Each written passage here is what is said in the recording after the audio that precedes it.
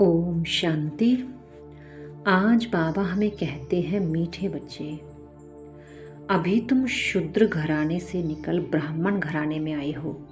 बाप ने ब्रह्मा मुख से तुम्हें एडॉप्ट किया है, तो इसी खुशी में रहो।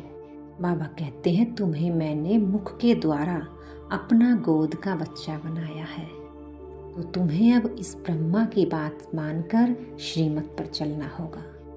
सदा खुशी में रहना होगा कि इनके द्वारा स्वयं भगवान हमें श्रीमत देते हैं, तो तुम्हारा कल्याण हो जाएगा। आगे बाबा कहते हैं, कौन सा गुइया राज ब्राह्मण कुल वाले बच्चे ही समझ सकते हैं। बाबा कहते हैं, निराकार शिव बाबा हमारा पिता है और ये ब्रह्मा हमारी माता है।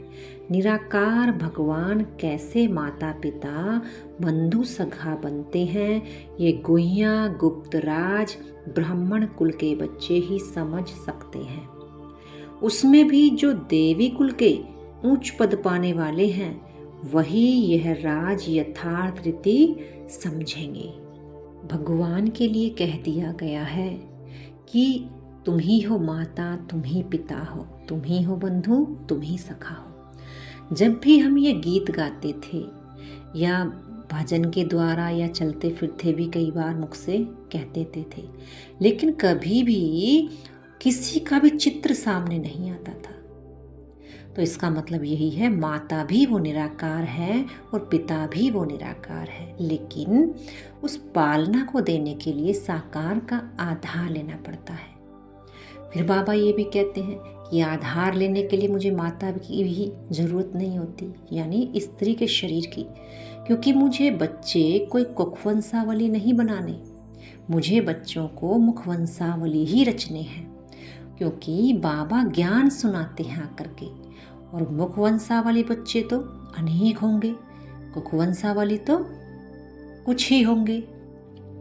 इसलिए बाबा ब्रह्मा को माता बताते हैं कि इसके तन का आधार लेकर मैं तुम ब्राह्मणों को रचता हूँ और तुम्हारा कल्याण करता हूँ, तुम्हें अपना वर्षा आकर के मैं देता हूँ। जब बात आती है भगवान के वर्षे की, तो दुनिया सोचती है कहीं से भी मिल जाएगा, हम भक्ति करेंगे वहाँ भी भगवान से हमें कुछ ना कुछ मिल जाएगा, लेकिन कुछ ना कुछ मिल जाएगा, लेकिन भगवान का जो वर्षा गाया हुआ है वो नहीं मिलेगा।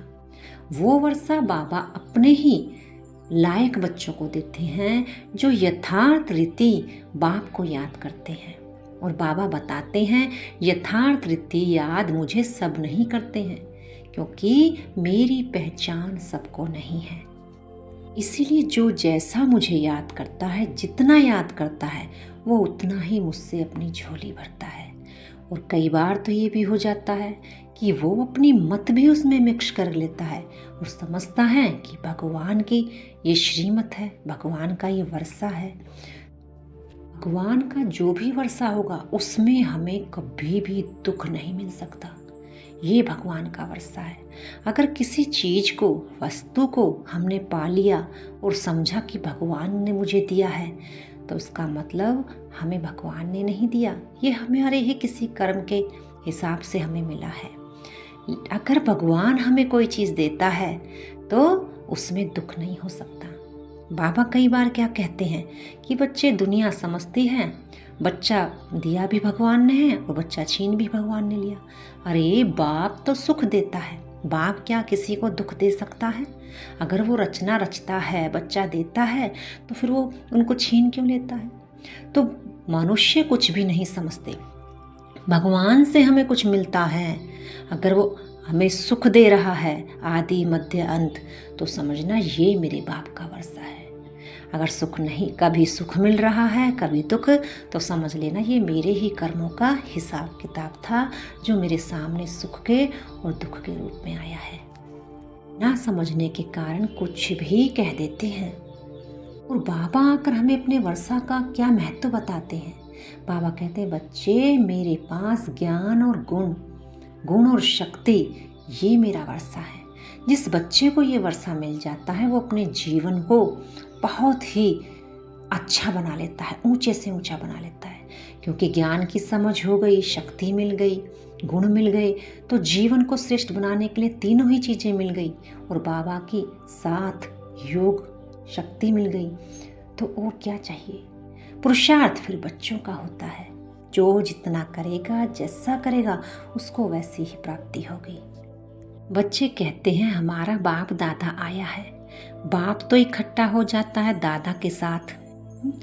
कई बार कहते हैं कि बाबा हमारा माता पिता, ब्रह्मा माता, शिव हमारा पिता है। फिर दूसरे शब्द में कह रहे हैं कि बाप हमारा बाप और दादा, यानी शिव बाप है, ब्रह्मा दादा है। तो ये भी बातें समझने की है। इससे बड़ी ही अच्छी सीख मिलती है कि हम अपने संबंध बाबा से कैसे भी जोड़ सकते हैं, उसको किसी संबंध से भी हम अपना बना सकते हैं।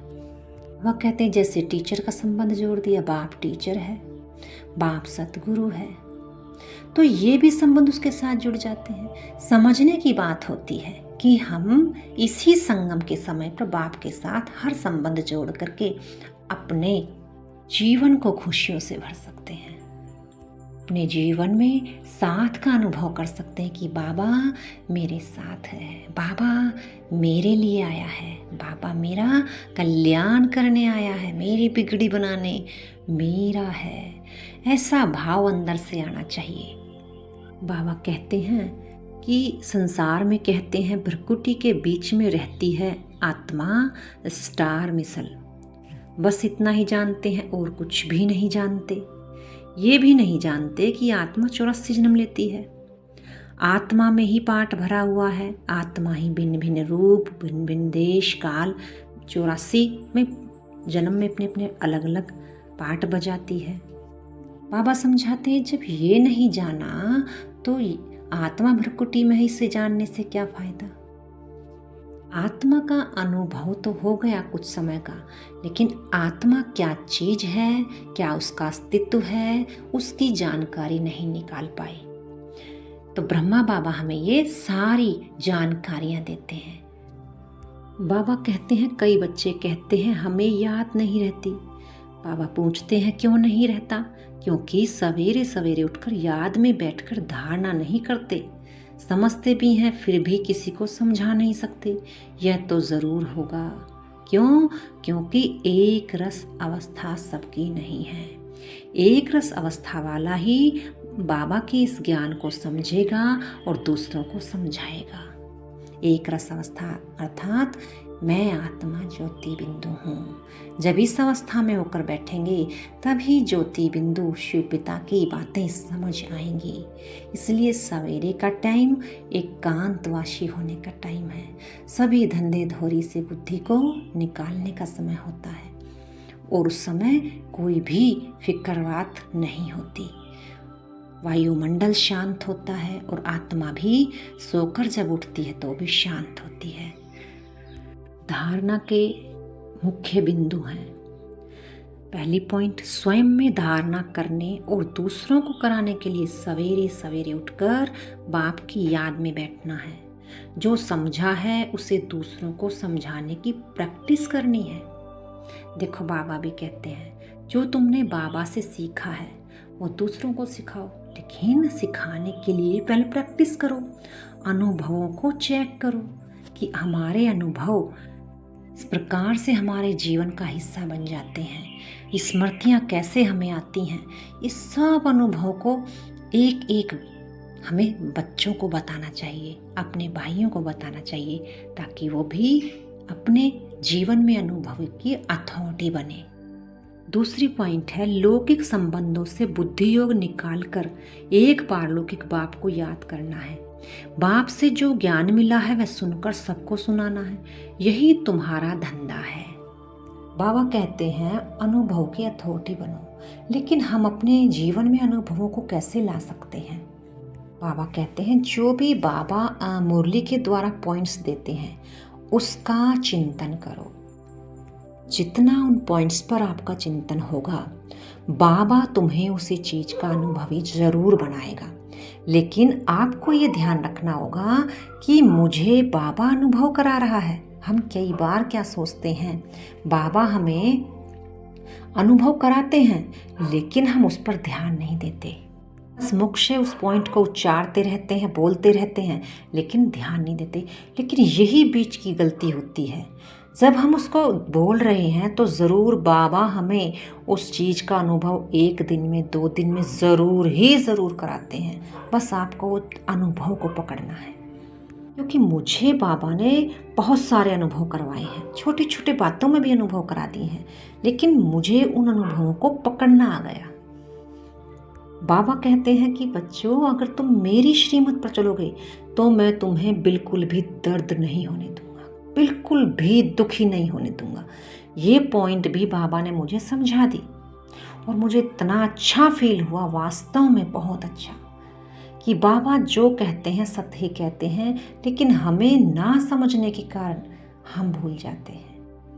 हम बाबा की बातों को समझते ही नहीं हैं, क्योंकि समझने के लिए अनुभवी बनना बहुत ज़रूरी है। और अनुभव को लाने के लिए बाबा के पॉइंट्स को चिंतन में लाना होता है, और वही चिंतन हमारा अनुभव बनते हैं। वरदान है, समाने की शक्ति द्वारा एक मत का वातावरण बनाने वाले दृष्टांत रूप भव। जो एक जैसे मन के हैं, एक की ही लगन और एक रस स्थिति में स्थित, एक ही मत पर चलने वाले हैं, आपस में संकल्पों में भी एक मत हैं, वही माला में पिरोए जाते हैं।